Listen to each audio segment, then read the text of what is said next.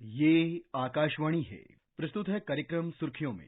इसके अंतर्गत आज सुनिए केंद्रीय बजट 2021-22 में विकास के लिए किए गए प्रावधान और योजनाओं पर चर्चा। इसमें भाग ले रहे हैं आर्थिक विश्लेषक ए.के. भट्टाचार्य और आकाशवाणी संवाददाता कमल कुमार प्रजापति।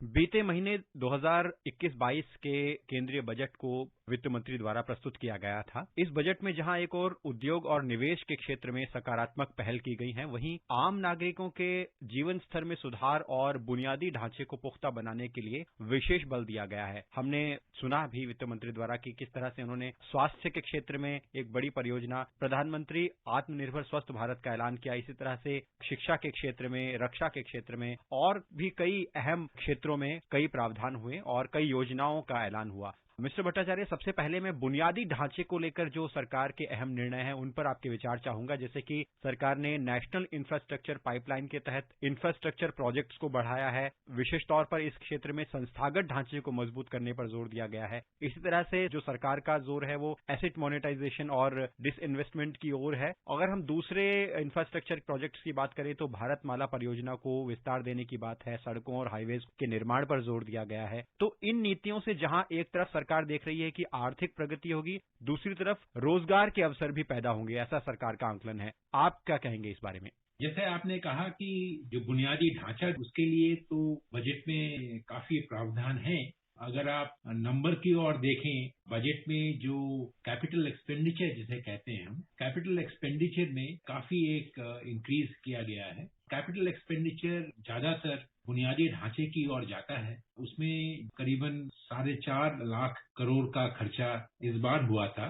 उसके बढ़कर करीबन 5.5 लाख करोड़ का खर्चा अगले साल प्लान किया गया है। तो मैं समझता हूं कि जब कैपिटल एक्सपेंडिचर में इस तरह से बढ़ोतरी होती है तो ये जो बुनियादी ढांचे की मजबूती की तरफ जाता है, तो हम ये समझ सकते हैं कि सरकार का इरादा जो है साफ साफ कैपिटल एक्सपेंडिचर को बढ़ाने का है, बुनियादी ढांचे को और भी मजबूत करने का है। अगर आप विभिन्न क्षेत्रों में भी देखें किस तरह से, अगर आप पोर्ट सेक्टर हुआ या रोड सेक्टर हुआ या रेलवे सेक्टर हुआ, उन सेक्टरों में भी जो आर्थिक जो प्रावधान किया गया है, मैं समझता हूं कि उसमें देश की जो बुनियादी ढांचे की एक उन्नति होने की संभावना आती है। पर जो चीज सबसे बढ़िया उभर के आती है इस बजट में, वो है कि सरकार ने किस तरह से ये जो एसेट मोनेटाइजेशन प्रोग्राम का एक ऐलान किया गया है, वो मैं मानता हूं कि जो इकोनॉमी में जो एफिशिएंसी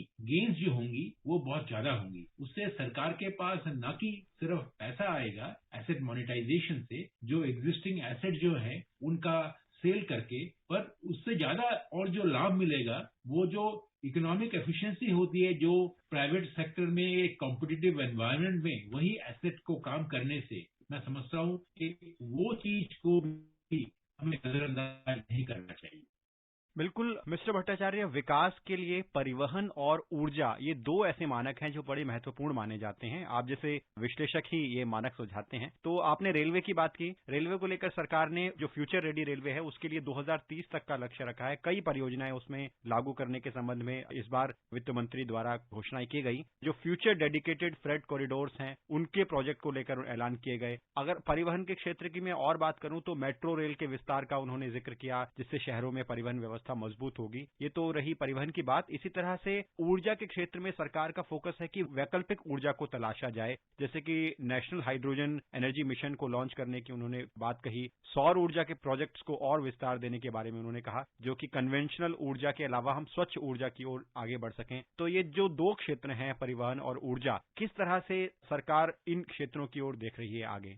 ये सारे क्षेत्र में जिस तरह से जो एक जोर दिया गया है, एम्फेसिस दिया गया है, मैं समझता हूं कि हमारे देश की अर्थनीति के लिए बहुत जरूरी है और इससे हमें अर्थनीति को काफी फायदा भी मिलेगा। अगर आप मेट्रो रेल की बात करें, एक आधुनिक परिवहन माध्यम के तहत एनवायरमेंट फ्रेंडली, ये बहुत बड़ा एक इम्पोर्टेंट चीज है। उसी तरह डेडिकेटेड फ्रेट कॉरिडोर जो रेलवे व्यवस्था में बैलेंस जिसे हम कह सकते हैं, वो क्योंकि वो बहुत ज्यादा पैसेंजर रेवेन्यू के ऊपर डिपेंडेंट है, वो अगर फ्रेट की एफिशिएंसी बढ़ा सके, उसी तरह वैकल्पिक ऊर्जा की बात मैं समझता हूँ कि बजट में जो किया गया है उससे काफी सरकारी खजाने को और सरकारी अर्थनीति को काफी मदद सहायता मिलेगी। पर सबसे बड़ी बात इस बजट में जो है वो मैं समझता हूँ कि एक नीतिगत परिवर्तन जो लाने की कोशिश की गई है, वो मैं समझता हूँ कि हमारी देश की जो बुनियादी ढांचा का क्षेत्र जो है, आप रेलवे को कहें, ऊर्जा को कहें, परिवहन क्षेत्रों को कहें, जो रोड सेक्टर जो है उसको कहें, इसमें काफी एक परिवर्तन लाएगा। वो है कि पब्लिक सेक्टर पॉलिसी में का एक नीति परिवर्तन। इस वक्त इस बजट में पहली बार ऐसा ऐलान किया गया है कि सरकार